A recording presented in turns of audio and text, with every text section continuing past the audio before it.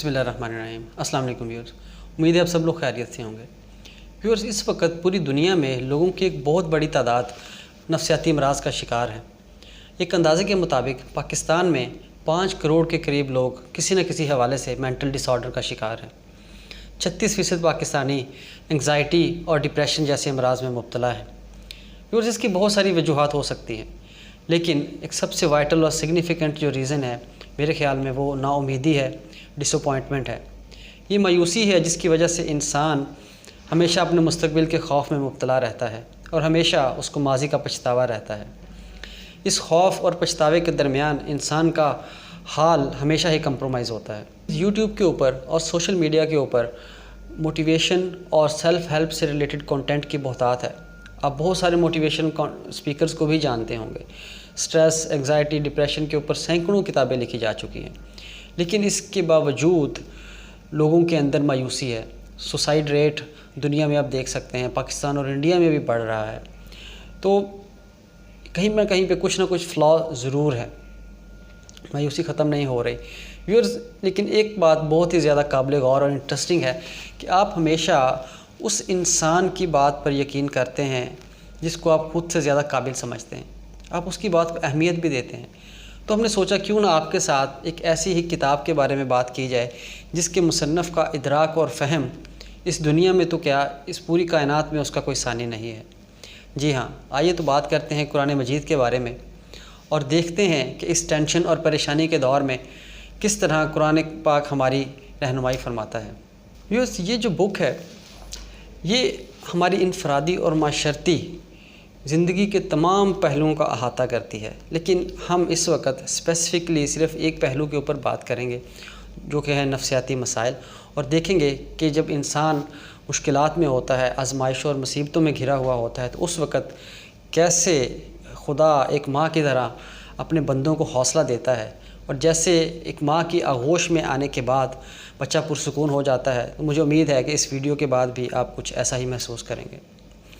Viewers, یہ جو کتاب ہے اس کے بارے میں خدا خود قرآن مجید میں فرماتا ہے، سورہ البقرہ آیت نمبر 2 میں، یہ کتاب قرآن مجید، اس میں کچھ شک نہیں کہ اللہ کا کلام ہے، پرہیزگاروں کے لیے رہنما ہے۔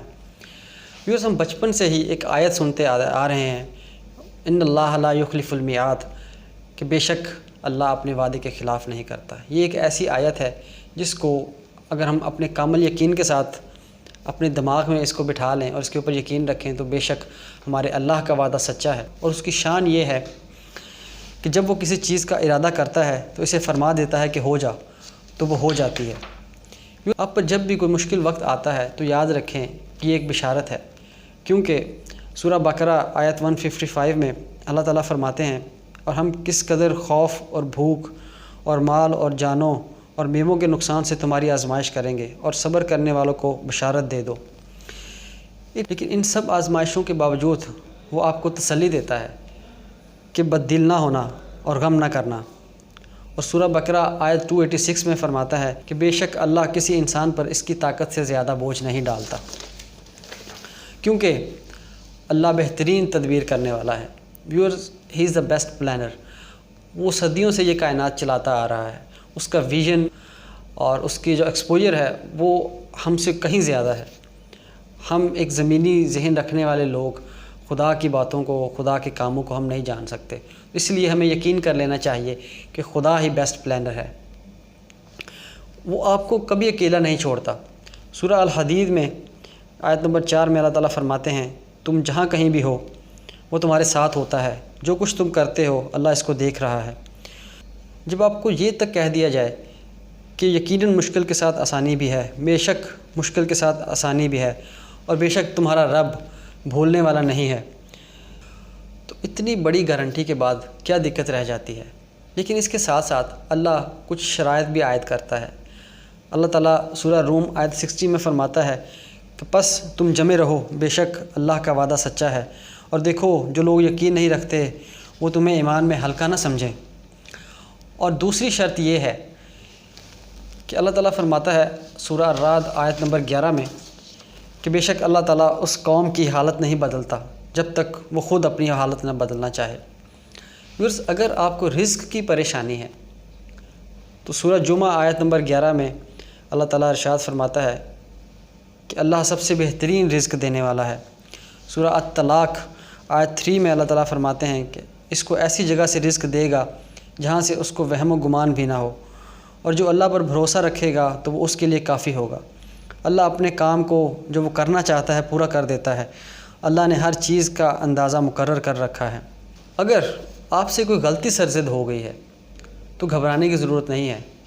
اللہ تعالیٰ سورہ الاعراف 156 آیت میں ارشاد فرماتے ہیں کہ میری رحمت ہر چیز سے وسیع ہے، میں اس کو ان لوگوں کے لیے لکھ دوں گا جو پرہیزگاری کرتے ہیں اور زکوٰۃ دیتے ہیں اور ہماری آیتوں پر ایمان رکھتے ہیں۔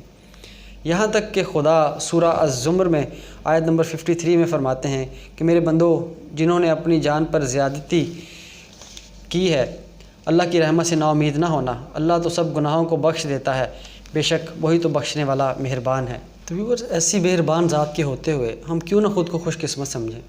لیکن کیا کریں، ہم انسان ہیں، بینگ ہیومن، ہم اکثر خدا کے ساتھ ضد کر بیٹھتے ہیں، اکثر ان چیزوں کی جو ہمارے لیے بہتر نہیں ہوتی۔ اس بارے میں اللہ تعالیٰ ارشاد فرماتے ہیں سورہ بقرہ آیت نمبر 216 میں، عجب نہیں کہ ایک چیز تم کو بری لگے اور وہ تمہارے حق میں بھلی ہو، اور عجب نہیں کہ ایک چیز تم کو بھلی لگے اور وہ تمہارے لیے مضر ہو، اور ان باتوں کو اللہ ہی بہتر جانتا ہے اور تم نہیں جانتے۔ ویورز، بات صرف ایمان کی ہے۔ سورہ آل عمران آیت 160 میں اللہ تعالیٰ فرماتے ہیں اگر اللہ تمہارا مددگار ہے تو تم پر کوئی غالب نہیں آ سکتا، اور اگر وہ تمہیں چھوڑ دے تو پھر کون ہے اس کے بعد تمہاری مدد کرے، اور مومنوں کو چاہیے کہ اللہ ہی پر بھروسہ رکھیں۔ تو ویورز، یہ کچھ آیات تھیں جو میں نے آپ کے سامنے رکھی۔ آپ میں سے بہت سے لوگوں نے یہ کافی بار سنی ہوئی ہوں گی، لیکن شاید بہت سارے لوگوں نے اس کو سمجھنے پر توجہ نہیں دی ہوگی۔ تو ریسرچ کریں، پڑھیں، سمجھیں اور ان آیات کو اپنی زندگی میں امپلیمنٹ کریں۔ اگر اس میں سے کوئی ایک آیت بھی آپ کو یقین کے سفر پر گامزن کر دیتی ہے تو میں سمجھوں گا کہ اس ویڈیو کا مقصد پورا ہو گیا۔ تو viewers, that's all for today's video. تو اپنا خیال رکھیے اور پر امید رہیے، اور اپنے ارد گرد کے لوگوں کو پر امید رکھیے۔ ملتے ہیں آپ سے انشاءاللہ نیکسٹ ویڈیو میں، تب تک کے لیے اللہ حافظ۔